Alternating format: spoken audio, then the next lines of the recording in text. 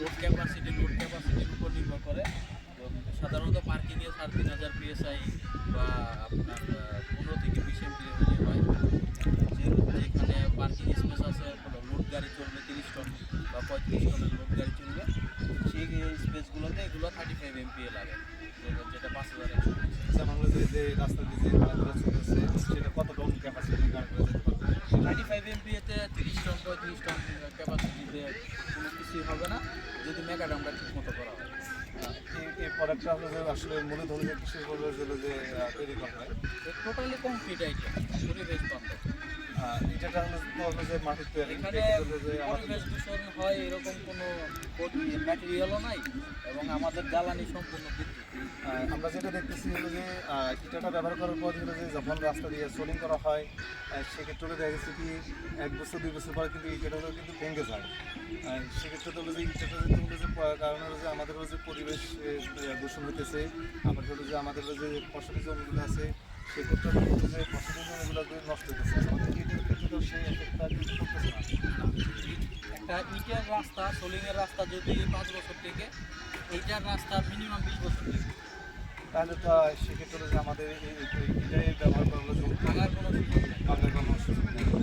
আমরা একটা প্রোডাক্ট দেখলাম, সেটা আমরা যে আমাদের প্রজেক্টগুলো সরকারি যে বিভিন্ন প্রকল্পের মধ্যে দেখতেছি যে আপনার এখন হলো যে যে সয়েল মিক্সটা ব্যবহার করা হয়, সেটাকে আমরা কি একটু দেখবো? হ্যাঁ হ্যাঁ, অবশ্যই। তাহলে আমরা ওইটা দেখি বিল্ডিংয়ের ক্ষেত্রে ব্যবহার করা হয়।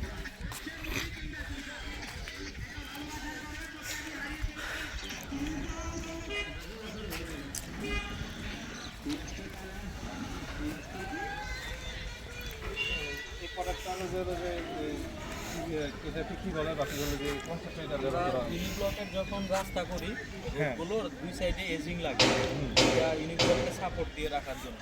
আমরা আগে এটা সোলিংয়ের রাস্তায় ইট দিয়ে দিতাম, ঠিক শুরু ইউনিব্লকের রাস্তায় ঠিক এইভাবে বসবে, এইটুকু মাটির নিচে থাকবে এবং এইটুকু ইউনিব্লক বসবে, যাতে রাস্তার লঞ্জিভিটি বাড়ে, রাস্তা ভেঙে যাবে না। আর এদিকে হলো যে সেটা কী কাজে ব্যবহার করা হয়? বিল্ডিংয়ের বাংলা ইটের পরিবর্তে এই দুইটা জিনিস ব্যবহার করা হয় এখন। এই হচ্ছে একটা হলো ব্লক, আর এই যে সলিড। এটা ইটের সাইজ, সম্পূর্ণ ইটের সাইজ। এটা গাঁথতে বালি সিমেন্ট সব কিছু কম লাগে, খরচ কম হয়, প্লাস্টারে বালি কম লাগে, সিমেন্ট কম লাগে, বিল্ডিংয়ের ওয়েট কম। মিস্ত্রি খরচটা কেমন আসতেছে? মিস্ত্রি খরচ বাংলা ইটের থেকে কম। মিস্ত্রি খরচ কম লাগে, সেক্ষেত্রে যে ইট বালি সিমেন্ট কম লাগে, মিস্ত্রি খরচ কম লাগে।